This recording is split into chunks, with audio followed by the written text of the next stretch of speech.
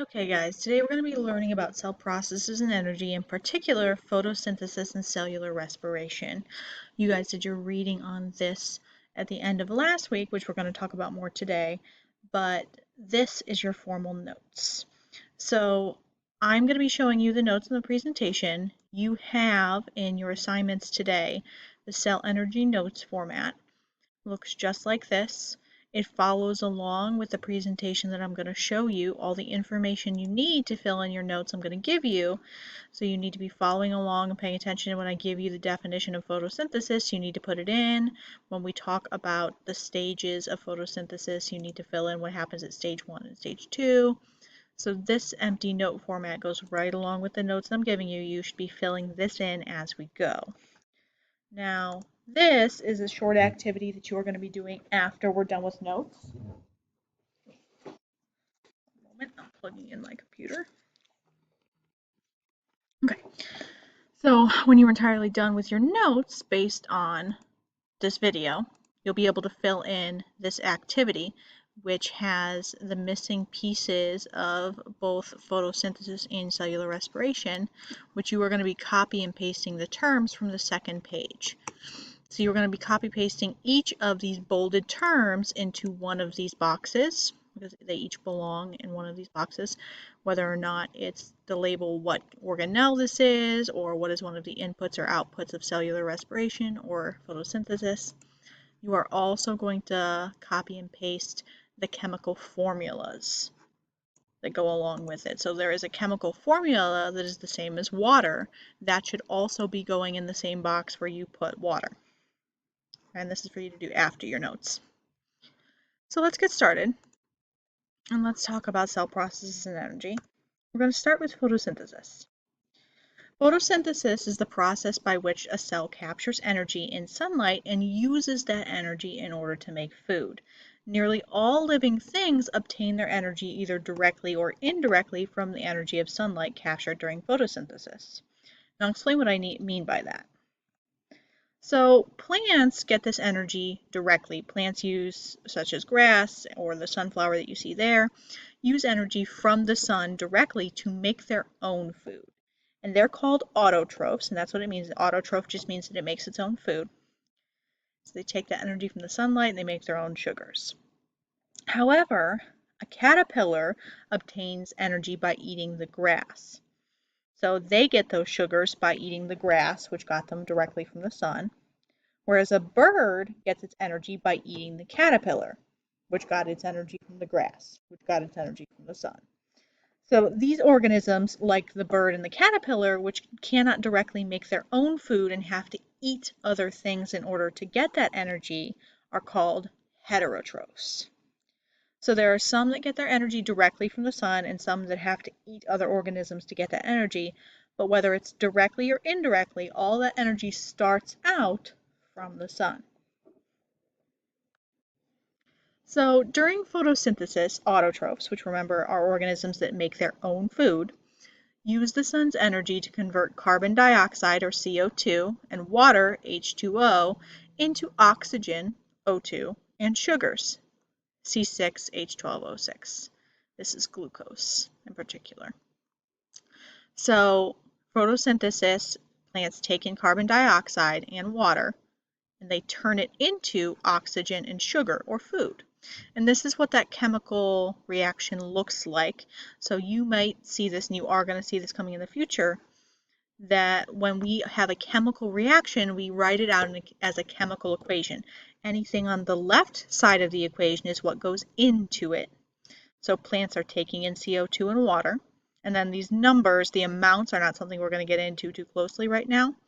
But I do want you to notice that the way we write H2O and CO2, this is the correct way to write it. We couldn't do it up here just because of formatting issues. But the 2 denotes how many hydrogen atoms, and there's only one oxygen atom. But when we do a chemical formula like this, anything that is on the left is what goes in, anything that is on the right is what comes out. So photosynthesis, carbon dioxide and water go in, sugar, glucose, and oxygen comes out.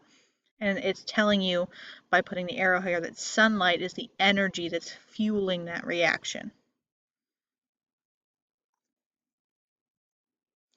Now, there are two stages of photosynthesis. There are two places that photosynthesis occurs, and this is something you read about in your read and respond. And the first part of photosynthesis is literally just capturing the sun's energy, and this process occurs mostly in the leaves.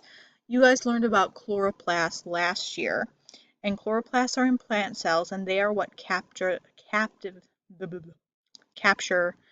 energy, and they capture it using chlorophyll. So those chloroplasts in the leaves are what is capturing that sun energy. But sun energy isn't all that photosynthesis needs. Remember, there's other things that go into that reaction. Cells also need water and carbon dioxide. Carbon dioxide enters through leaves through the stomata, which is kind of the holes on the undersides of the leaves, and H2O, or water, enters through the roots. The carbon dioxide and water undergo a chemical reaction in the chloroplast, so they travel to the chloroplast to produce sugars, and the oxygen, which exits the leaves through the stomata. So a lot of this reaction happens in the chloroplasts, which are primarily in the leaves, but the roots are also involved, and so are the stomata. It's not all just happening in one place. But the important thing here is that we get the sun's energy, take in H2O from the roots, carbon dioxide from the air, and we use that to make sugars, or food. And by we, I mean plants. Humans don't do this. So that was photosynthesis, and photosynthesis is primarily done by plants, which are autotrophs and are able to make their own food. Cellular respiration is essentially the opposite process to photosynthesis, and I'm going to explain what this means. So respiration, or cellular respiration, is the process by which cells obtain energy from glucose, which was that C6H12O6, by breaking down simple food molecules such as sugar and releasing the stored energy. And it makes note about the fact that cellular respiration is different from the term just respiration when we're talking about breathing. Cellular respiration and our breathing are not the same thing. Cellular respiration is something different. Okay? But cellular respiration and photosynthesis are essentially passing back and forth oxygen, water, carbon dioxide, and sugars. It's the interaction of photosynthesis and cellular respiration that makes these elements available. So sugar, or C6H12O6, comes from the food we eat. So when a heterotroph gets sugar, we're getting it by eating other things. So the caterpillar gets sugar by eating the leaves. The bird gets sugar by eating the caterpillar. Now I know those things might not seem particularly sweet, but they still contain sugar. Oxygen comes from the air or water during respiration, but generally it comes from the air.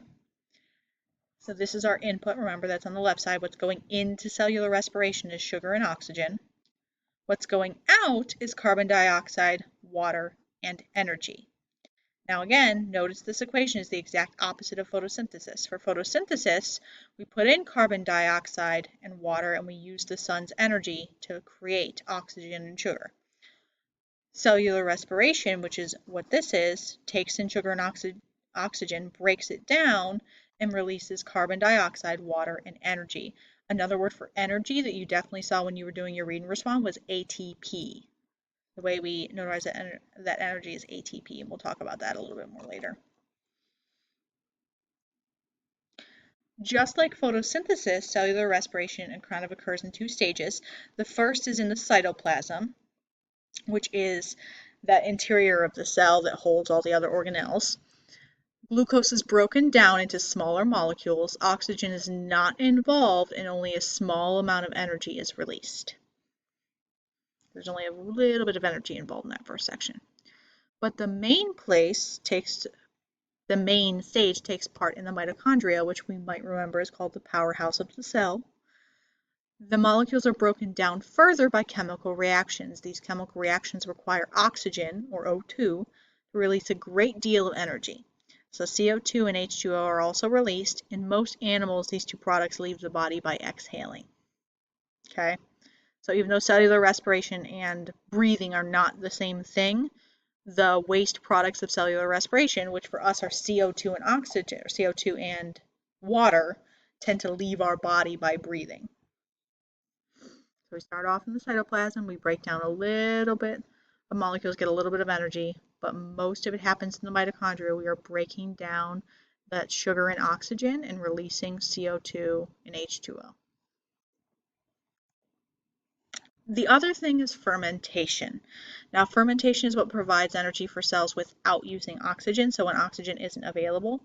For example, alcoholic fermentation used in baking or lactic acid, fermentation felt in muscles after extreme exertion. So what that's saying is if you guys have ever been working out, especially if you've ever been running around, when you get really, really tired, when your muscles get really, really tired to the point where they're starting to ache and you can't catch your breath, well, your muscles are still trying to produce reactions in order to let you move and continue your activity, but your body at that point is having a hard time getting oxygen. So fermentation is a quick way to make energy without using the oxygen that you need for other things. So it's not something that you can use all the time. It's essentially something that more simple organisms use to make energy, so things like bacteria, or that we use when we are lacking resources. Okay, so I'm not going to get too into this image right now, but you just need to know all right now that fermentation is a quick way to make energy when we are in a circumstance when we don't have a lot of oxygen. We can't do it forever. It's not going to sustain us. We can't use fermentation to live off of. But in an emergency situation or when your body is under duress and doesn't have resources, it can use fermentation to make energy. Normally, we're using cellular respiration, which is breaking down sugar and oxygen. When we don't have that oxygen, we use fermentation instead. This was just a first quick overview. This is the big information drop about all of these things. And we're going to get into the more specifics of photosynthesis and cellular respiration individually and get into a little bit more about how they interact and discuss that. But I just want you to get the basic information down and recorded so we can begin talking about it and using it, because this is a lot easier to understand once we can get into some more interactives and show you how these things work together. But first, you need that background information. So you should have been using this to fill in your notes as we go. You can rewatch the video, rewind, pause as many times as you need to be able to fill in the notes that I've given you. And as soon as your notes are done, you should be able to attempt this activity, which was also attached today.